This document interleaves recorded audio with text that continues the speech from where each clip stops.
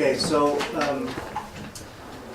the section on, so there's one chapter that has immune evasion, immunodeficiency, and HIV. And a couple points during the semester, I've talked about genetic immunodeficiency. There's a pretty good table in your chapter. I'm not going to talk about that specifically. I'm happy to answer any questions that anybody has, but it's fairly logical. When there are cell-specific functions that are genetically mutated, you can lose T cell function, B cell function, granulocyte function. So take a look at that table if you're interested. I just want to talk about general mechanisms that pathogens can use to evade the immune response. We talked about infections like herpes that can stay dormant for a long period of time in neurons. We talked about malaria that maintains itself intracellularly as much as possible. So I'm just going to talk about a few general ways that pathogens can suppress an immune response.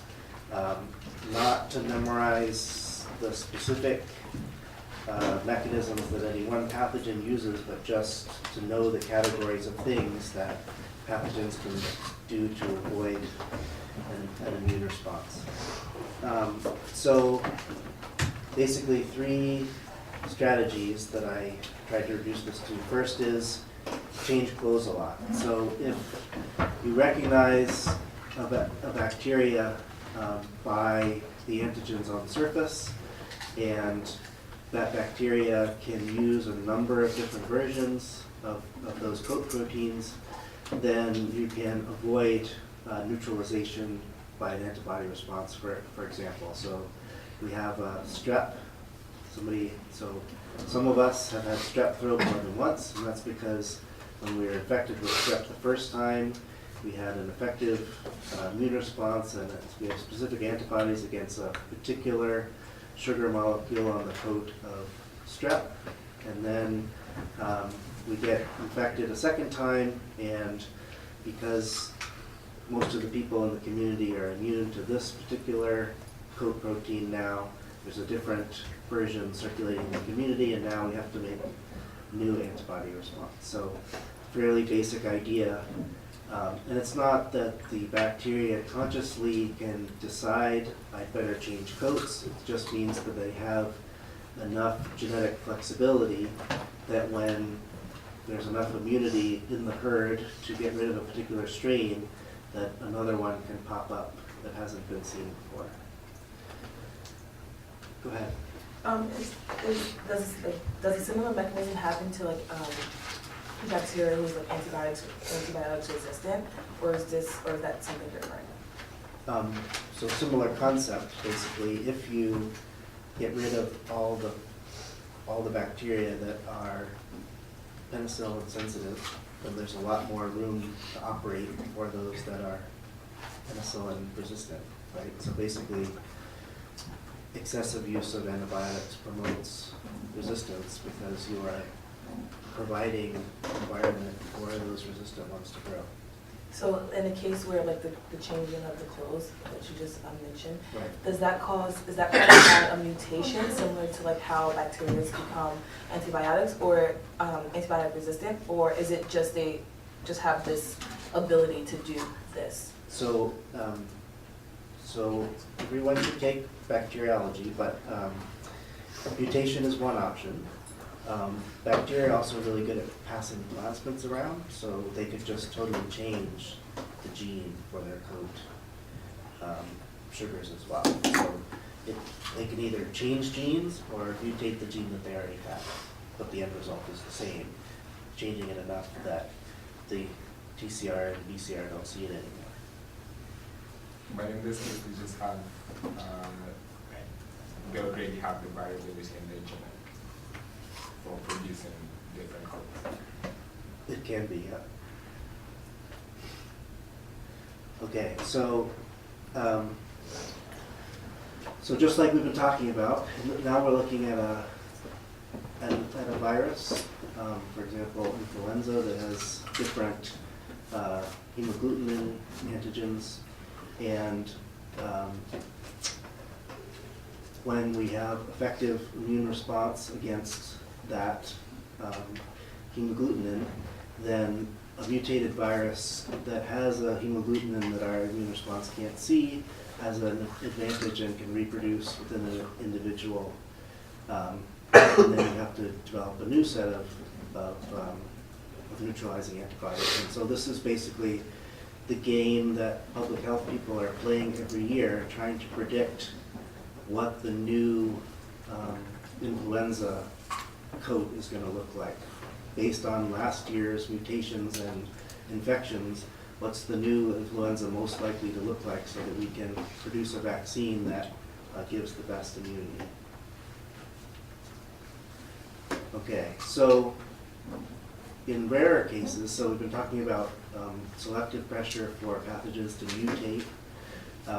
It's rarer that you get a whole new pathogen because of big exchange of genetic information between pathogens. And so this is thought to be what happened with the swine and avian flus. There was some secondary host, like a pig, that was infected with human influenza and avian influenza at the same time. The combination within a particular cell of that pig produced a whole new virus. And this is a new virus that humans have never seen before and have no preformed immunity. And it was a particularly virulent and infectious virus. So this was the result of some of the swine flu outbreaks. It's basically a whole new entity by recombining entire regions of pathogen genomes. So the pig in this case is sensitive to both, and humans are only sensitive to one, and then kind of that being sensitive to both combines them, which then makes it bad for humans as well. Yeah. Good synopsis. Go ahead, Kai. Are these type of virus, so this transfers to human by air or by consumption? Consumption, is that what you're saying? So if a pig has this virus, and if we eat it, so what's the Not method aware of? of any influenza passage through pork. That's what you're asking. It's basically the normal passage, respiratory droplets. Not like consumption. Yeah, so, because the place that those intact viral particles are being made, they're budding through the mucous membranes. They're not getting highly concentrated in meat, plus the virus is going to get denatured by cooking.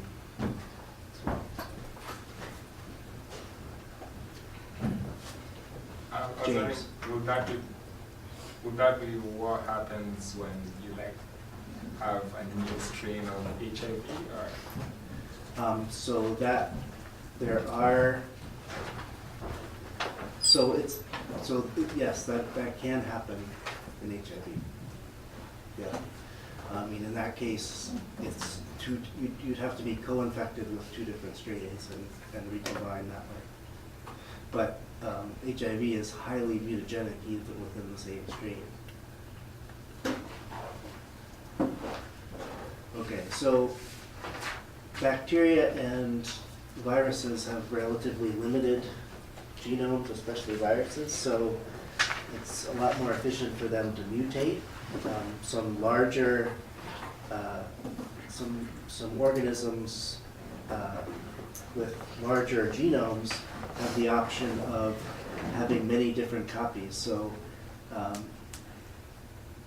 in this case, the trypanosome, so a parasitic, has a whole bunch of VSG genes. So it, just like humans can choose amongst HLA types, the trypanosome can choose among a whole bunch of different VSG types. And so as you develop immunity to successive generations of the parasite, then there's selective pressure for it to express a different gene, and it has thousands to choose from. So it's very difficult to get an effective immune response that clears all of the parasites. Okay, so the first strategy is change clothes. The second strategy that viruses especially use is line the police. So they know what you look like, but if they can't see, it doesn't really matter. And this is a pretty encompassing list of what a lot of different viruses use to defeat MHC class 1 peptide presentation. So there are different, and it's not just T cell immunity, but also B cell immunity. So the viruses can encode FC receptors to soak up antibodies based on their common end. So the antigen binding end can't get to the antibody because it's coated with non-specific antibodies facing the other way out. The virus can soak up complement so that it can't get deposited on the surface and form a pore. There's various ways to defeat complement.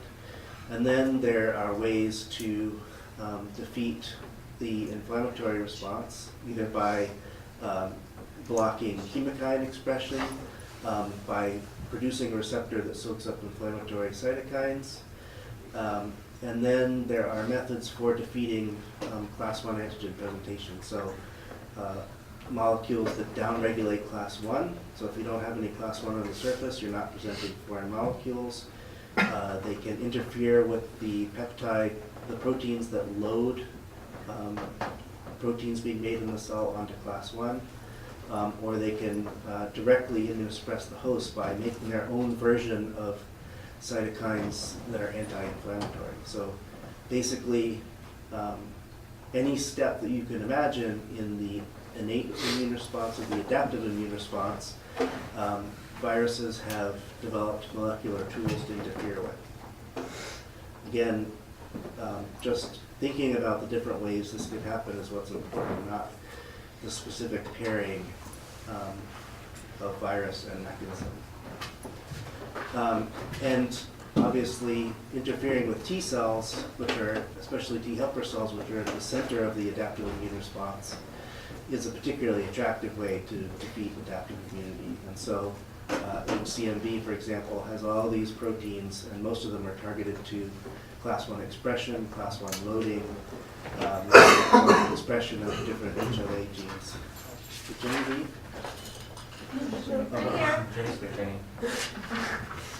Okay. So you can change clothes, you can blind the police, and if those don't work, you can pull the fire alarm, create havoc. So there are some bacterial superantigens that defeat the specific interaction between a TCR and MHC. They basically cross-link. It's independent of the TCR specificity. So basically, it is linking up antigen-presenting cells to C cells, and in the absence of the other signal, so it's providing signal 1 without signal 2 or signal 3, and this produces broad-spread non-specific T cell activation and a whole lot of T cell death. So bacterial superantigens are another way to defeat the immune response. So we'll go ahead. In the previous slide, would T cell just be like deactivated instead of like why would it like? Well, you get signaling through the T cell receptor.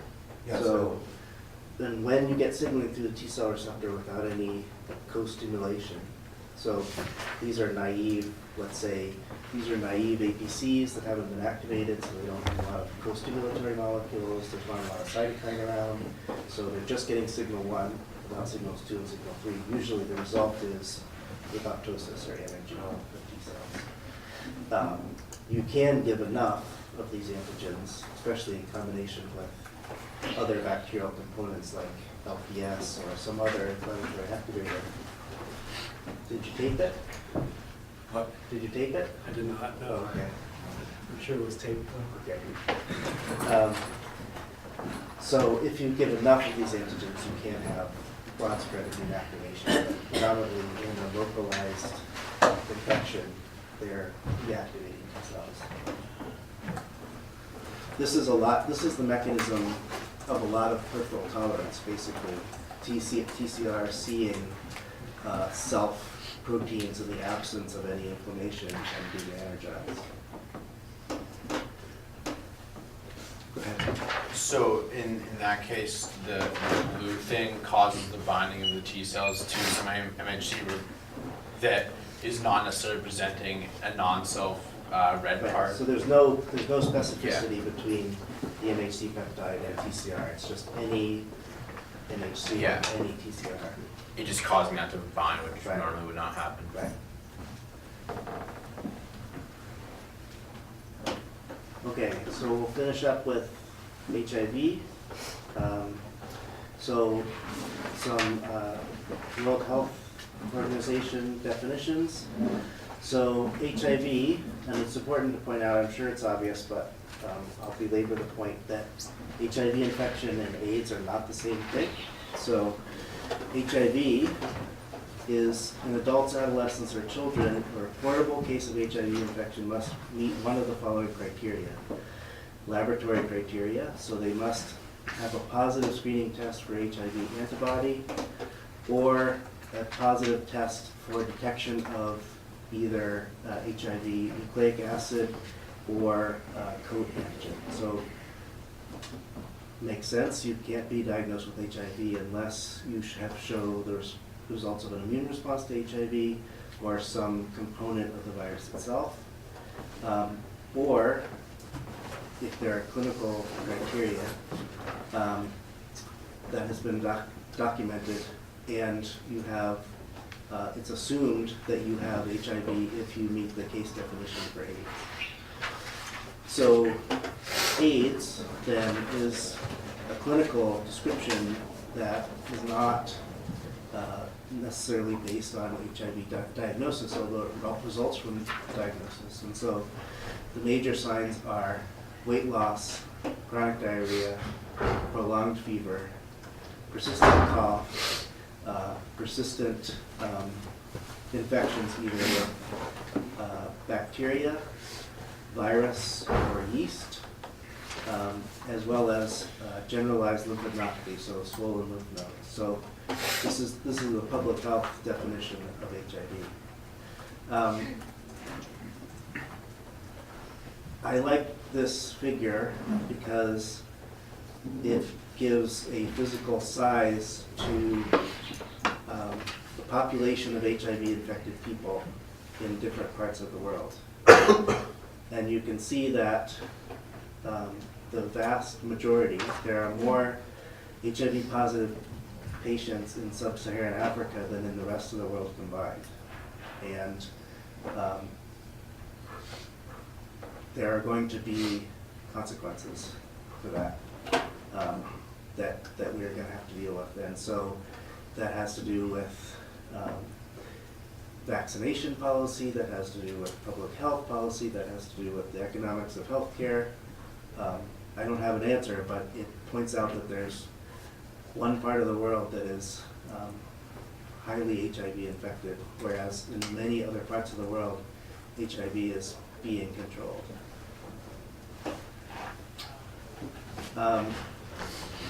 So HIV is part of a relatively small family of lentiviruses, most of which infect some category of monkey. So SIVs that are specific to a number of different monkeys, and then HIV-1, which has closely related variants in chimpanzees. And there are various theories about HIV in humans making the jump from previously existing monkey lentiviruses. All of the lentiviruses are relatively similar, and they have a remarkably simplistic genome. They all have Rev, TAP, and VIF proteins, so they all share 3 similar proteins with some extra accessory proteins. So basically, they have 3 to 5 genes. They do everything they need to do with 3 to 5 genes. So simplistically, most of us know the process of the HIV life cycle. It involves an infectious virus. So there's a protein capsid inside a lipid, proteolipid envelope. And that proteolipid envelope binds specific receptors on immune cells, T cells and antigen-presenting cells, results in fusion and entry of the of HIV into the cytoplasm.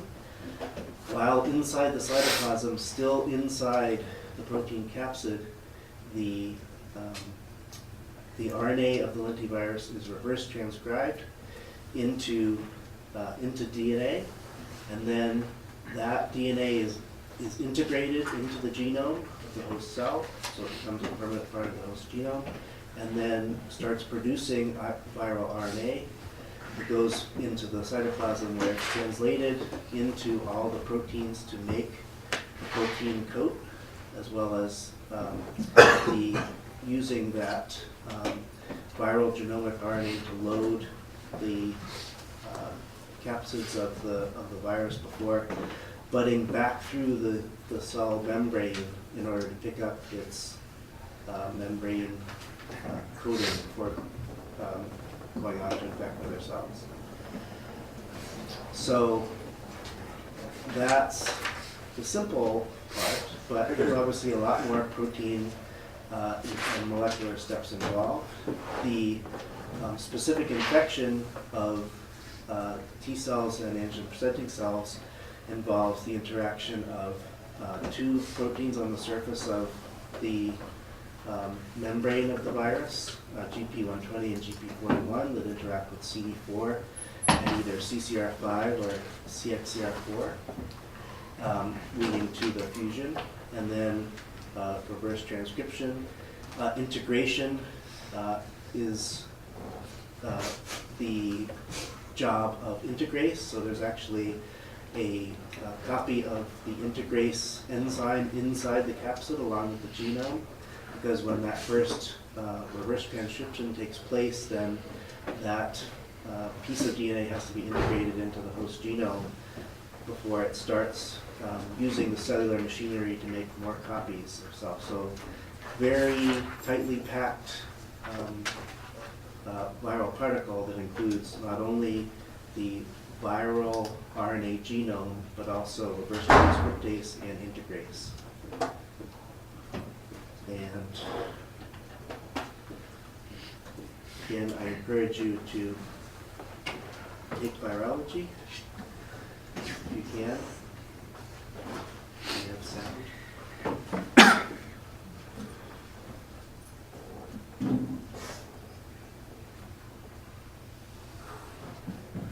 Guess we don't have sound, but here's, sorry? Did you look on the here's- other screen? Sorry? Did you look on the other screen? Yeah, I've got it turned all the way up and unmuted.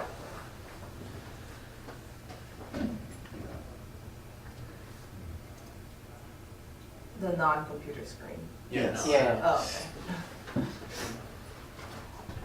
Yeah, I'm unmuted everywhere, but anyway, just means I have to talk through it.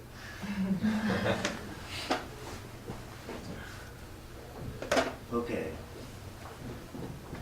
So here's our membrane-coated virus. It's budded out of a cell that was already infected, so that host cell was making GP41 and GP120 on the surface, and so the virus picks up those proteins from the surface of the cell that it's budded out of. And so now, if this is a person who was already HIV infected, it's going to attack another cell, and these are the co-receptors. So we've got CD4, and then either CCR5 or CXCR4. You need to have both of them because CD4 negative cells don't get infected, and people who have mutations of CCR5 are very difficult to infect. So you need both the chemokine receptor interaction and the CD4 receptor interaction. I don't think it's this color. So gentle. But the tethering to those two co-receptors then allows the landing tripod to contact the host cell membrane and then reel in the two membranes because they're both charged, so can be difficult to bring cell membranes together. And it brings them close enough together that the phospholipid bilayer on the outside of the HIV can fuse with host cell. And so now the lunar module is free, and the protein capsid is digested by proteases in the cytosol of the protein, and it's showing you close-ups of the reverse transcriptase and integrase. So two proteins, not only is there a protein coat, but there's two enzymes along with the viral RNA sequence. And so now we're going to start making, we're reverse transcribing single-stranded RNA into DNA, and then we're splitting off the DNA from the RNA, and then Swims around swims around and complements itself. So now we went from single-stranded RNA to single-stranded DNA to double-stranded, and it's that reverse transcriptase that does both the reverse transcription and the complementation. Then it has to nick the ends so that it can integrate, because it's blunt-ended DNA is hard to integrate. And now the integrase goes and finds its spot to ligate the host chromosome and fuse in the entire viral genome in double-stranded DNA form into, so now every time that cell replicates, the copy of HIV is replicated as well.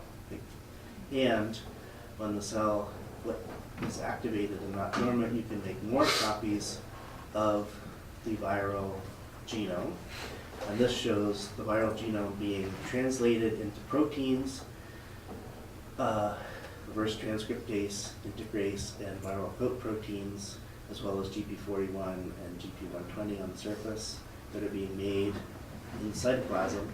And then all those components self-assemble into a new protein capsid, which can then bud off the surface of the cell to do the same process again.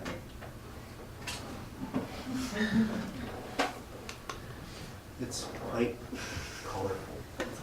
amazing.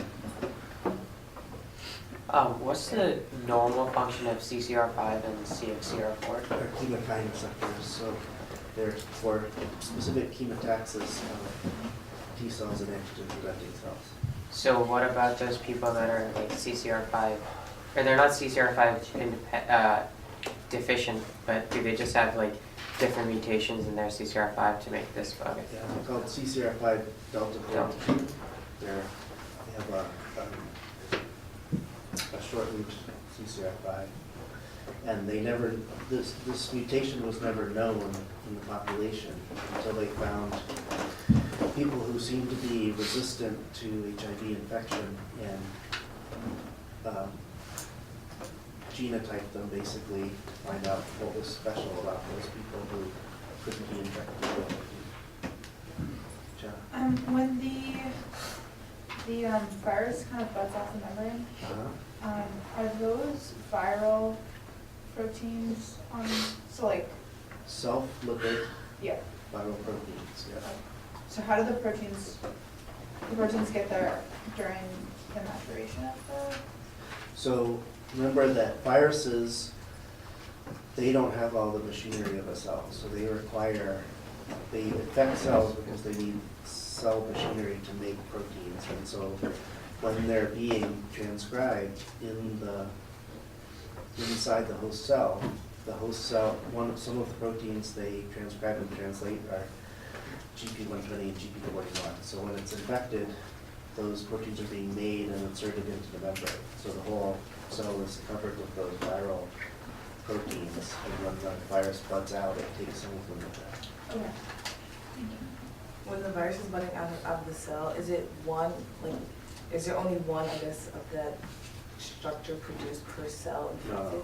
No. Okay, so I was wondering what caused, because I know when you go to get HIV tested, you have to wait like 6 weeks, I believe, is the duration? Was that the 6 months, I think. 6 months? Okay, I was wondering why did it 6 take so months. long for it to be detected? When like? So, to- there are lots of time periods. You mean keep getting tested for 6 months, or 6 months till you get the answer, or what's the 6 months? I thought that you had to wait like a specific time period in order to like, to know for sure if you've been infected with HIV. And I was wondering what causes that delay, what causes that time period, because I feel like when we get other virus infections, like, we know in a quicker time period than that. Anybody know the answer? It's, well, it only happens when the cell replicates and transcribes that part of the genome, right? So it's like latent until, actually, that's, I don't really know. Never mind.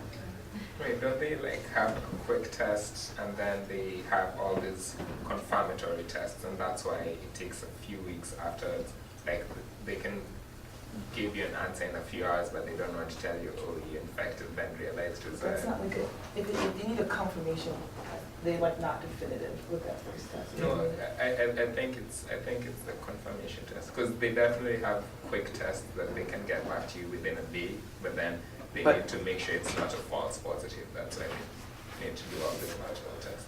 Okay, so the get tested again in 6 months, that's about, the main screening test for HIV is antibody against HIV.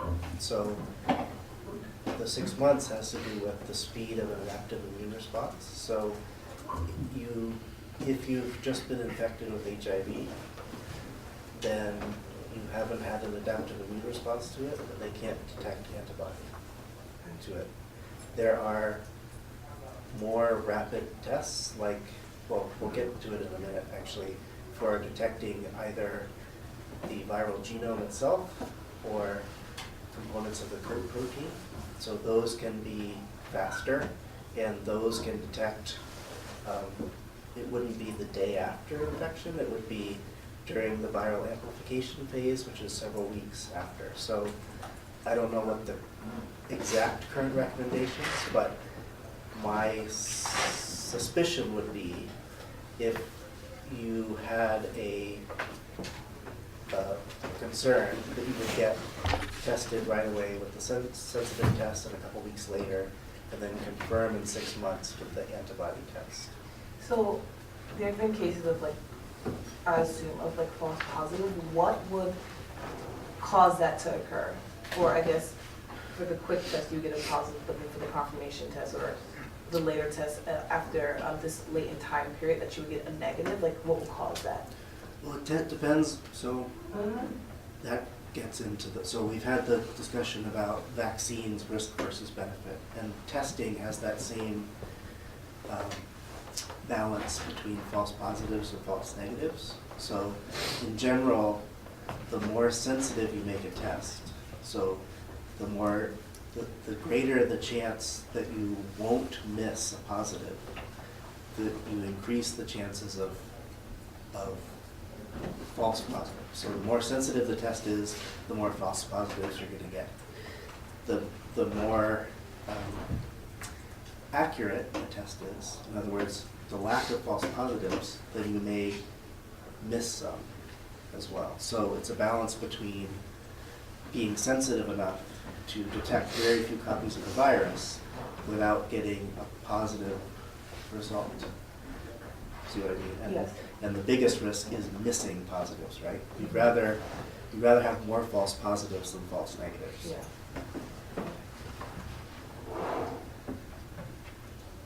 Okay. So all those functions that we've been talking about are encoded in a remarkably efficient genome for HIV. So there's POL, that's polymerase. So there's this one transcript has pieces for the reverse transcriptase and integrase. Then there's envelope protein, which has, it's one transcript that makes multiple polyproteins associated with the envelope. And then there's the GAG, which encodes other components. So these, the genome is there's more genes in the genome than could be encoded linearly. So a lot of these genes actually overlap. So there are overlapping pieces of the different genes, and so there are basically 3 different transcripts made that then get translated into proteins and chopped up into all the essential downstream proteins. So there are more genes encoded on the genome than there is actually space if they were all lined up end to end. But it's because it's found ways to actually overlap the coding sequences of different important genes, if that makes sense. This is just for your reference. The GAG is predominantly proteins of the capsid. Envelope is GP 160, 120, and 41, those proteins that go in the envelope.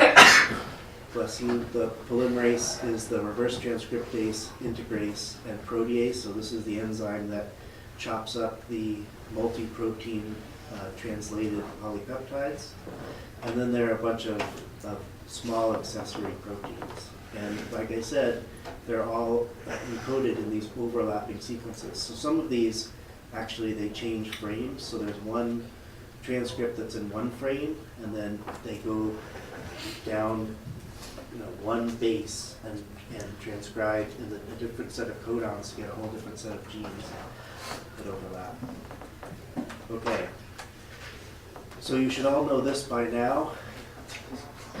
That's unprotected sexual intercourse is one way to pass HIV vertical transmission in utero is possible. Injected drug use is especially dangerous. That doesn't look like sex to me. Okay, so in terms of, I'm going to do the rest of the lecture naked, Kai.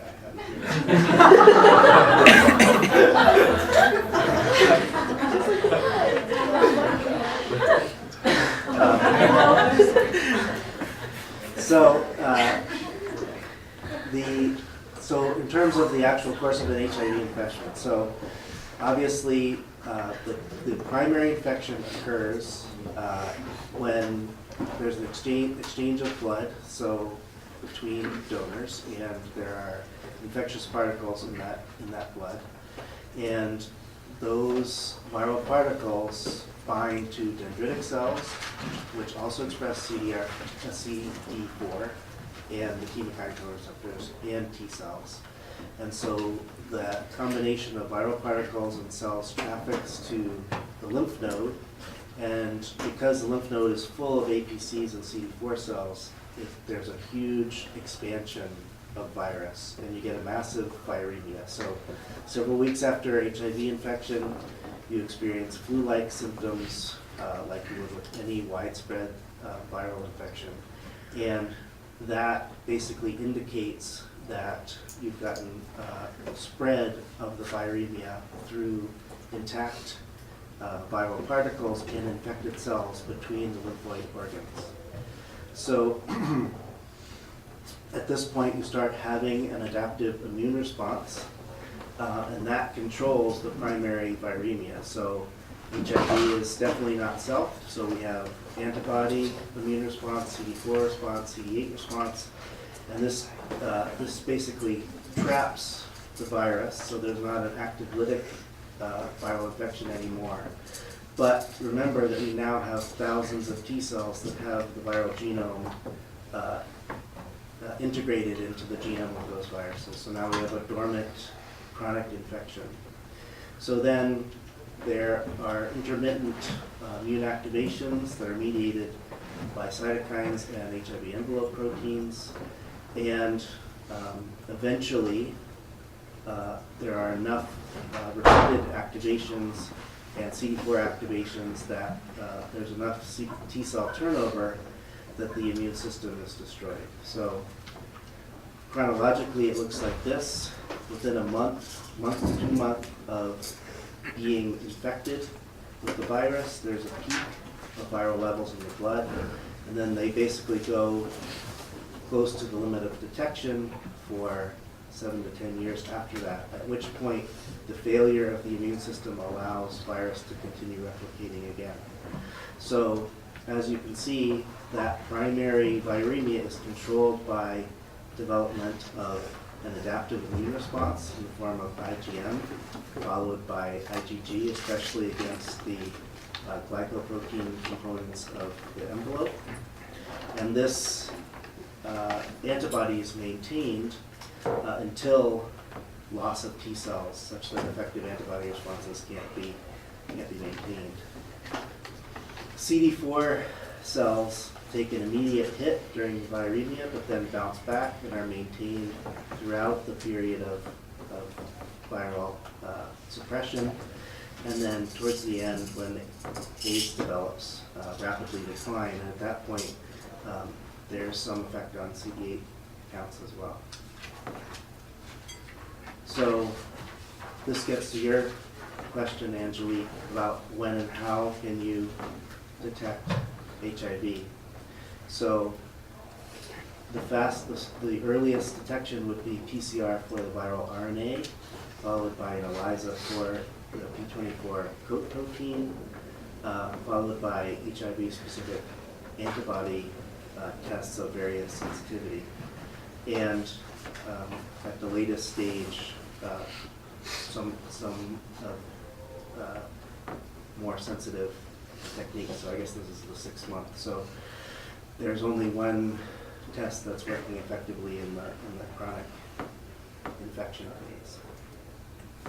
Okay, so basically the window, so when we think of effective immunity, it involves getting rid of the pathogen. So the window that we have to establish immunity is incredibly short, because by 20 or 30 days when viremia occurs, now you have a significant portion of the CD4 population with integrated viral genomes. And at this point, it's not possible to establish enough immunity to reserve cells from getting infected.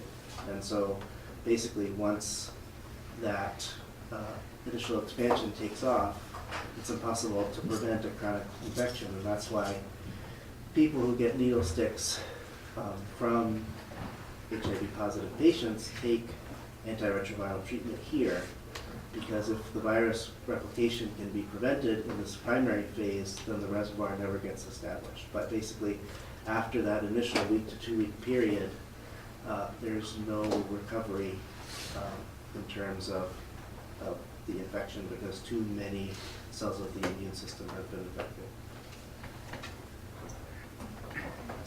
Okay, so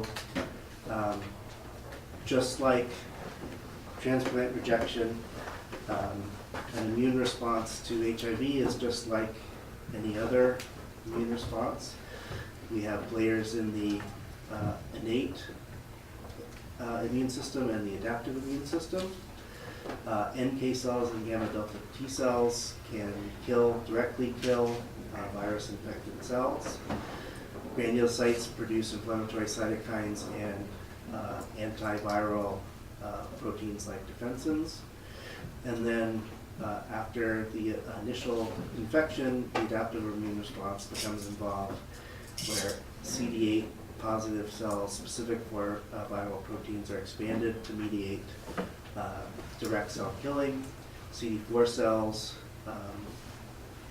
facilitate the production of cytokines to promote other immune responses and provide help to B cells. So this all occurs effectively in HIV infection, but it's not capable of eliminating all the cells that have integrated viral genome. So mapping those immune responses onto the course of HIV infection, we have an innate inflammatory response during the initial viremic phase.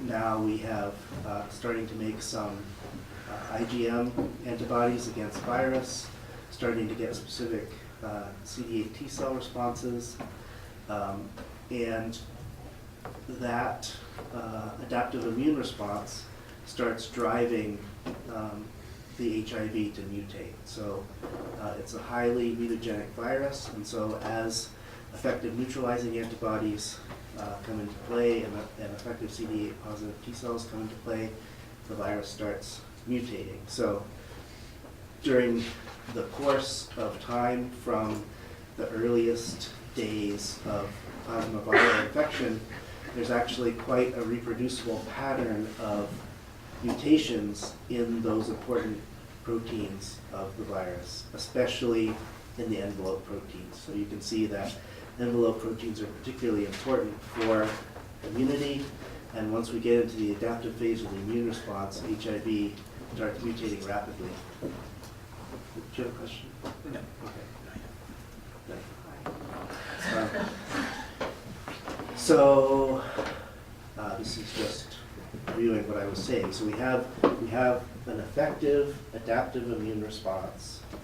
However, it doesn't kick in fast enough to prevent the virus from being integrated into the genome of most of our CD4 positive cells. And once it starts becoming effective, it drives the virus to mutate most of its antigenic proteins. So the virus continues to disseminate in forms that the immune system hasn't seen before. Plus, there's a lot of dormant viral genome in CD4 cells that can be activated later once the immune system is depleted enough to not form an effective immune response. Jenny? For HIV infections, I know that, I don't know what kind of treatments they have. I think mostly just retrovirals, right? We'll get to that in a minute. But what if you just like wipe out your blood cells and just do like a hematopoietic stem cell transplant? Has anybody ever done that? Theoretically possible, but practically hasn't been accomplished. Sounds like something from Fahrenheit 451. I thought there was one study that they had been able to do it and cure HIV in someone. In like Germany, but it costs a lot of money and he funded it himself. They did bone marrow transplant, I think. Oh, It was a transplant in the person who was, I believe, was naturally immune to HIV. Okay. So it's not the standard of care, I can say that, especially since antiretroviral therapy is quite effective at extending life. What are the antibody tests too if there's such a high mutation rate? That's a good question. I mean, basically, it involves synthetically making GP41, GP120, coating it on a plate, seeing if you have antibodies that stick to that. But if you saw that pattern, would you be able to vaccinize with those antigens, or not necessarily? After the fact? No, but like I'm saying, if there are like conserved antibodies attacking some component, might you be able to use that to develop? Yeah, so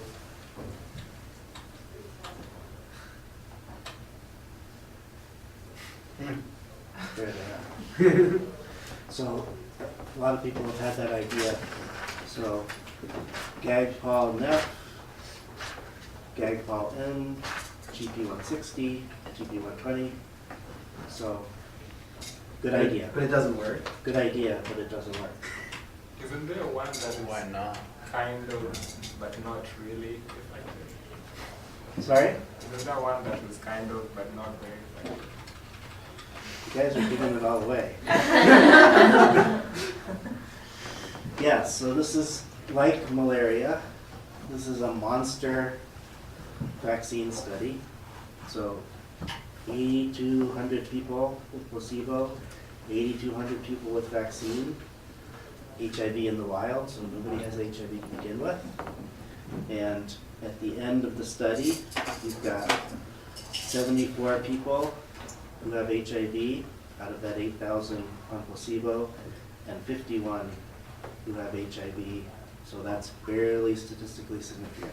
So you studied 16,000 people, and you can show that this virus, which involved 4 priming injections of recombinant canary pox vector vaccine, plus 2 booster injections of recombinant glycoprotein 120. So this was a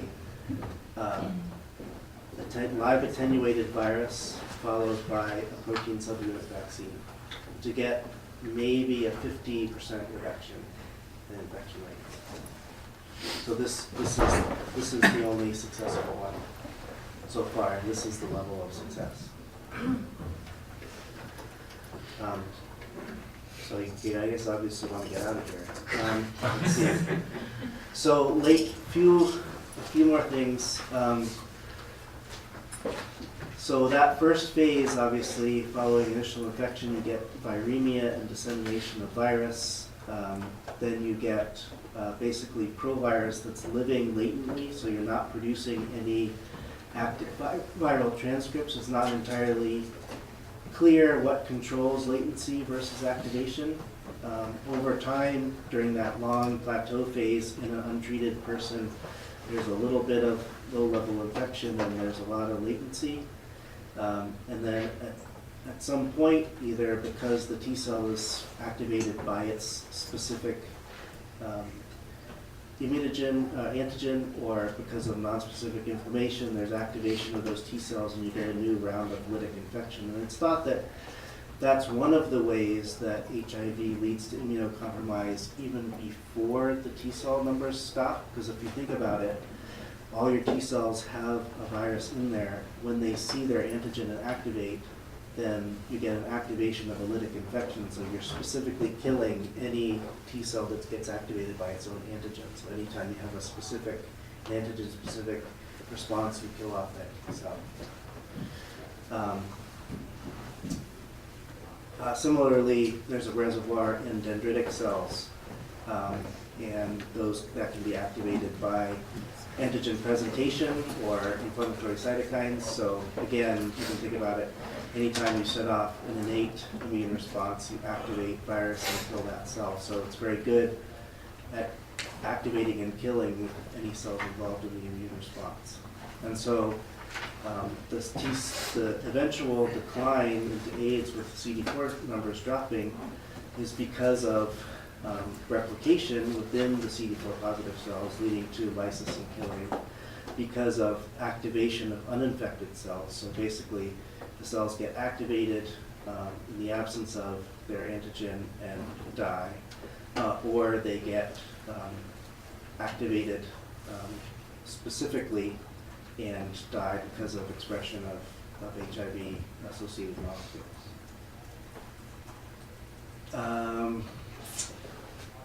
So there are many immune abnormalities in AIDS, not surprisingly. So there's lymphopenia, so low CD4 cell numbers, decreased T cell function in vivo. As I just said, there's preferential loss of activated and memory cells. So every time you activate a T cell, it tends to get killed.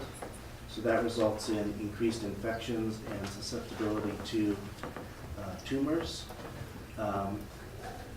There's, we don't care about in vitro, there's also polyclonal B cell activation and altered antigen presenting cell function as well. And this results into a number of infections that pretty much never occur in the rest of us and only occur in HIV patients, such as toxoplasmosis, cryptococcus, and just getting one of the infections makes it highly suspected that one is HIV infected. There are different courses of HIV infection. So a typical course is a rapid viremia followed by almost no viral replication and then loss of T cells. On the other hand, there are rapid progressors who maintain viremic, and there are some long-term non-progressors as well. So this has to do with genetics, both of the HIV you're infected with, but also of the immune system. So contributors to non-progression includes mutations in the chemokine receptor. So these prevent the viral cofactors from binding to CXCR4 or CCR5. As well as mutations in chemokines. So some people make more of the chemokines that tend to block HIV from binding their co-receptors, as well as people who have more secretion of defensins against virus.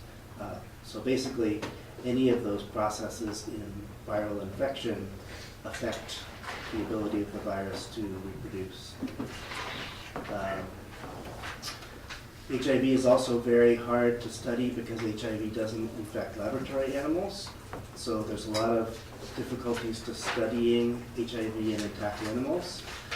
So the requirements are that the animals should not be costly, difficult to acquire, hard to maintain, should not be an endangered species, should include HIV antigenic variation. Disease should be accelerated versus the normal course of infection, because if you had to wait 10 years in an animal to do your study, it wouldn't be practical. HIV transmission should be as normal as possible. There should be development of AIDS symptoms, which is an ethical issue, and there should be naturally susceptible to HIV infection. And so you can see how all of these requirements are not embodied by any animal that we can envision. You can think of monkeys being the closest to humans, but chimpanzees are the only ones that are directly infectable with HIV, and they are endangered species depending on where you are. And there's also ethical issues about the course of their infection. So there's no animal or model of AIDS that meets all these requirements.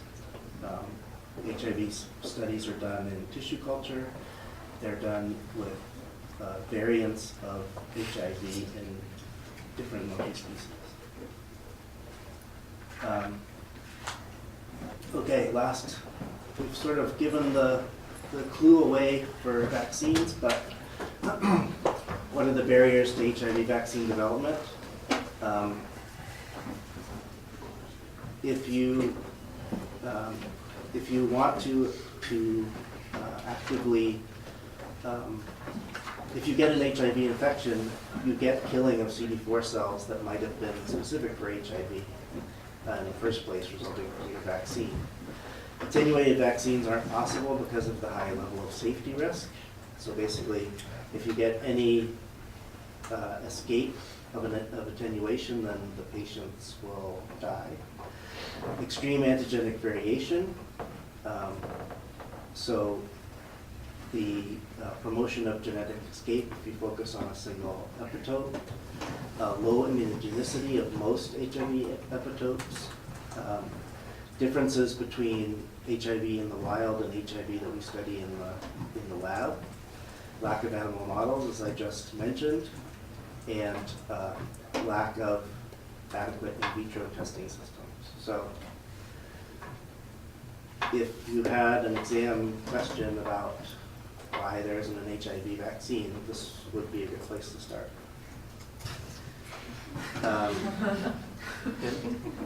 So this just lists, from the vaccine lecture, different sorts of vaccines, whether it's lab attenuated, subunit, etc. All the trials in HIV vaccines that have only made it to phase 1, phase 2, or phase 3 mostly failed for lack of efficacy, not for safety concerns. And then the last time I surveyed the literature a couple years ago, this was the only fairly successful looking HIV study. And again, you got to study a lot of people to show a reduction in natural HIV infections and to show a change of this size.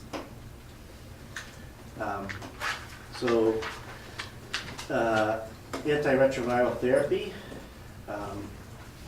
Initially, when drugs were developed for HIV, they were developed and used for one mechanism at a time, and that drove mutation. So now they're used in combination, and they're predominantly focused on 4 different mechanisms. So drugs that inhibit the integration of proviral RNA, drugs that inhibit protease, so those inhibit the budding of the protein as well as chopping up of those long polypeptide transcripts.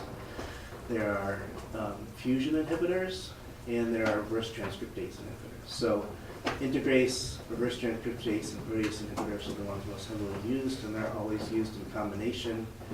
And for the vast majority of patients, the use of this combination results in long-term life with HIV infection without progression to AIDS. Questions?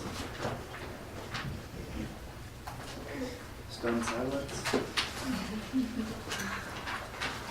Angelique? I guess this is kind of your opinion, but what do you suspect led to the little success of that one study versus all of the failures of the other vaccinations against HIV? Like, what was done differently in that study to produce that vaccine than the others? It included a live vaccine component, not just subunits, and it was huge. It was what? Huge. A lot of studies, it's not big enough. Yeah. Studied 20,000 people to see Do they know if genetic escape occurred with that medicine? In other words, did they specifically try to take Yeah. Well, genetic escaping, you said it was a live vaccine, right? Oh, it's not, yeah, it's not, so it's just for a virus that has some similarities that are, and those similarities are just like certain subunits. Thanks.